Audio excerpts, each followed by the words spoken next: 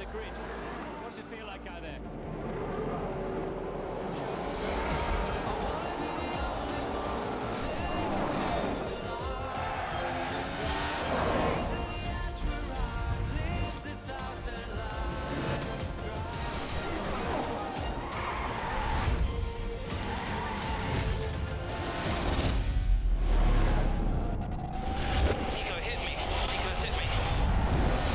Awesome.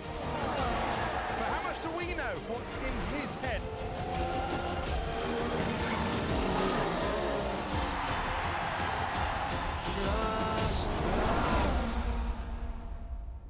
Hello there!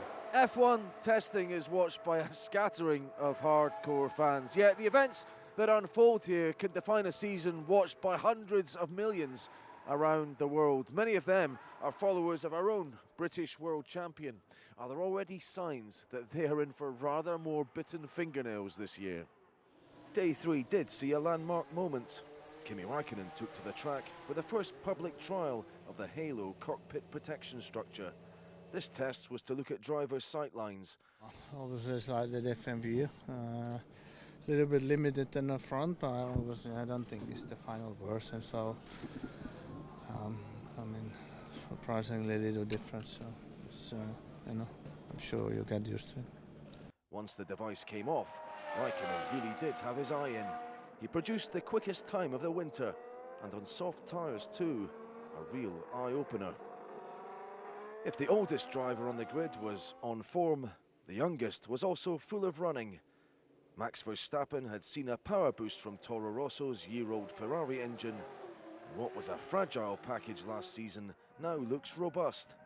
Verstappen spared a minute to chat, halfway through over a ton of laps. How about your times on track today, Max? Are they satisfying you? Yeah, I think it was not too bad. I mean, for us, the most important is still, to discover the car. It's still not about lap times, and yeah, I mean, the car keeps running. We don't have big issues, so I think that's always very positive. Okay, fair enough. But the speculation is that you might start the season rather, as a team ahead of Red Bull. What about that one? Who knows? I mean, we always try to be up front as much as we can, but we have to wait and see. We just try to do our best. Because you have this Ferrari power units, which they reckon might give you up to 0.8 of a second per lap. Are you going to be less vulnerable on the straights? And is this advantage, if it is moving the car on a bit, is it only going to last for the first half of the season? Do you have to make the most of it early on? Well, I hope longer than that. But we just have to keep improving. We have to keep improving the car as well. And then we have to wait and see. But definitely our advantage should be in the beginning. Just a couple of little things to finish before I know you've got to go, but a lot of discussion about driver weight at the moment. You're quite a tall guy. Have you had to lose a few pounds? I know your teammate Carlos Sainz has been asked to drop a little bit of weight, or are you comfortable with what's been asked of you? Well, I mean, like you said, I'm quite a tall driver, so you have to watch your weight, that's for sure. Fair enough. And just finally then, going away from here, we've had a drivers' meeting last night. There's a lot of debate about how rules might change and qualifying might change. Are you getting involved in that at all? Is it right that drivers have a say in how the Grand Prix weekend is structured? I think it would be nice to just have your say, and then from there on, we just have to wait and see, where they come up with. But at the end, I enjoy driving, and it doesn't matter in which qualifying format. One last thing, Johan Cruyff was in the hospitality with you yesterday. He made a point of coming here to come and support you.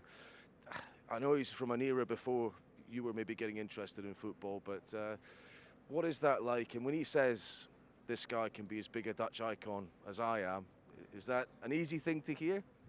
Well, it's definitely very nice to hear, and especially, such a big icon in Holland, and even here in Spain, to meet him up here is definitely very special for me.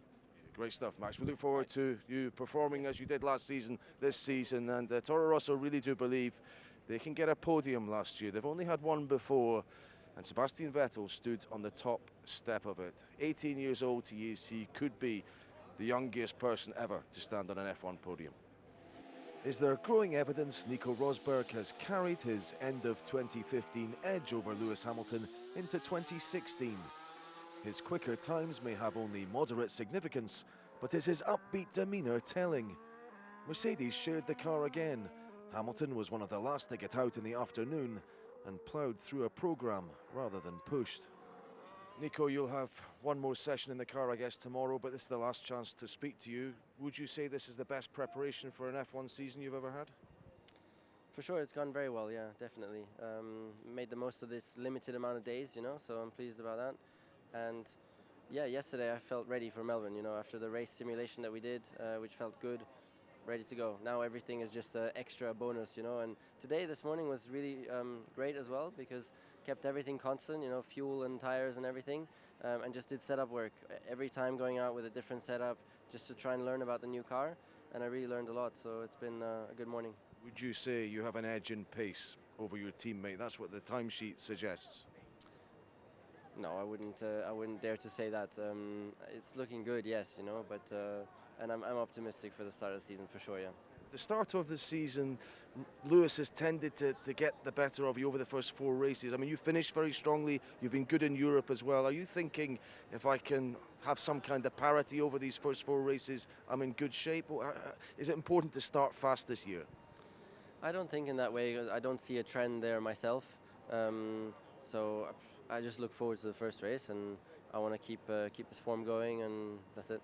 One last thing, you've asked your fans to deliver a verdict on what they think of this new Halo device trialled on Kimi's car today.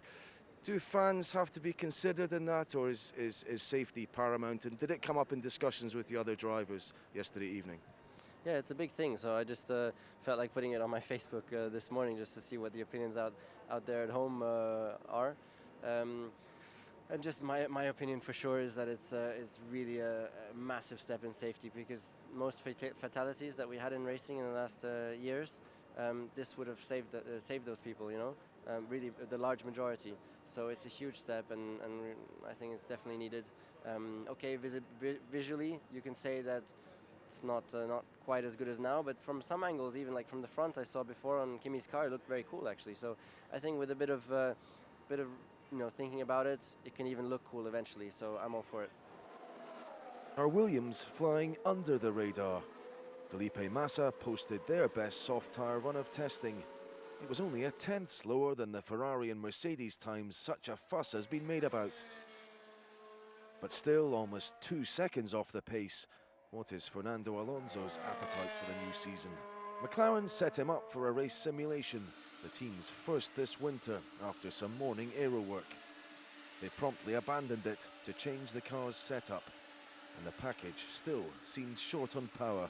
When you signed up for this project, is this an acceptable point now where you are? I mean, Eric Boullier has said this week that the promises we have made to Fernando, we have kept. Have they made enough of a step over the winter? Well, I think we always want more, and we always want to be more competitive and feel quicker, but it's the way it is. I think the step forward in reliability at least is huge. Last year we were in an average of 7 to 11 laps on winter testing, and we were not ready to compete at the first races. So at least this year we are with a better base, but I think the performance side is still a lot to unlock. The car has the potential, but there are some new concepts that we keep understanding them. Do you have an appetite for the season ahead, and do you still think podiums might be possible by the end of it? I know it's a difficult thing to answer. Yeah, it's difficult to hit thin, but yeah, I'm motivated. I'm happy to fly to Australia. Looking forward the first race. Have some answers, because we have all some doubts, because a little bit confusing the times some days. So yeah, in Australia getting the answer first of all, and then as you said, you know, the championship is very long, 21 races this year. So we know that before or later we will have a chance, and this year we want to take that chance and maximize. If there is a podium possibility, take it. Haas have had a week reminiscent of McLaren's problems a year ago. Repeat issues which have reduced their mileage and left them looking flaky ahead of Melbourne. Flaky and flustered. Romain Grosjean twice went off under braking. Romain, if you didn't have the reliability issues, do you think you'd be a fair step ahead of Manor, say, heading into the first race? Well, I hope we will. I hope we will be a good step ahead of quite a lot of our competitors. The first week was very good. This week is a bit more complicated, but once we put everything together, things should go much more our way. What did the car feel like under braking when you had those offs? Well, things felt a bit strange at the end of the straight line when I locked the rear end. Feels yeah, an interesting moment. I mean, the team have worked very hard, but obviously, are you going into Melbourne a little bit underprepared overall, do you sense? Yes, we are. We are, especially with those last 3 days, which have been complicated. Hopefully tomorrow is a different day. Again, we are not here to find the right setup for Barcelona during the winter. We are here to find the basic for the car and get ready for Melbourne. I think today was a good day again in terms of finding the problems, and then hopefully things are solved and we can get to the first race more prepared. Manor might hope reliability gives them the initial edge in that lower midfield battle. Pascal Wehrlein, however, suffered a few glitches of his own. Force India added to the evidence they might fight near the front on a more regular basis. Nico Hülkenberg, however, exited the cockpit with strong views on how they should be protected. It sends the wrong message, you know, safety. I think F1 is very safety at the moment as we are, and for me it looks horrible.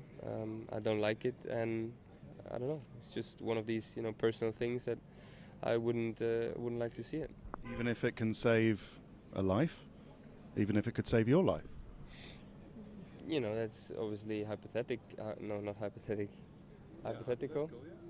But yeah, but I think you can't, you know, sterilize the sport. You know, there needs to be an element of danger as well. I think that's in a way sexy and attractive, and that's also what Formula 1 needs. And you know, back in the day it was a lot more. In the last 20 years we've done hell of a lot for safety, and if you see the accidents, you know, that we've been having, and you just walk away with it with not even a scratch, you know, that's pretty impressive. And I think you know, there's obviously there's a balance, but I feel pretty safe, and for me, we wouldn't have to do it. Accept the risks then, that's what you're saying? Yes. Renault's ambitions are long-term. Julian Palmer had an early gearbox problem, but a better afternoon. We had a gearbox issue this morning, so missed a good chunk of running, which was a shame. But I'm getting there. Yeah, it was a good afternoon, a lot of laps, and I've got one more day, so I can't be fully prepared yet. Got more to learn tomorrow. I mean, you may have some idea of where the team stands. What about yourself and Kevin in relative performance levels at the moment? Feel you? I think so, yeah. I mean, it's difficult to compare, really, because he's had 4 very good days and I've had nearly 100 laps today. But yeah, I've got a day tomorrow to really explore what I can do. But I feel at the moment we're definitely comparable with what we're doing. I think we're moving in the right direction as a team as well, and yeah, I feel quite buoyed from this afternoon's running. Only Renault, who nearly made it, Haas and Manor failed to rack up 100 laps. However, more positively, no team looks detached. Might this be a grid without back markers in a traditional sense? Could it also be a grid without a clear frontrunner? There is still an assumption that Mercedes are ahead of the pack, but assumptions are dangerous things to make in sport. And in terms of hard evidence, it seems that Ferrari and possibly Williams are also very close to the world champions. Will the picture be any clearer after day 4 of testing? You can join me here for all the reaction to that. Coming up next, it's Ted's Notebook, but from me, it's good night. Enjoy Sky Sports F1 Live on all screens, on the go, and the best bits on demand.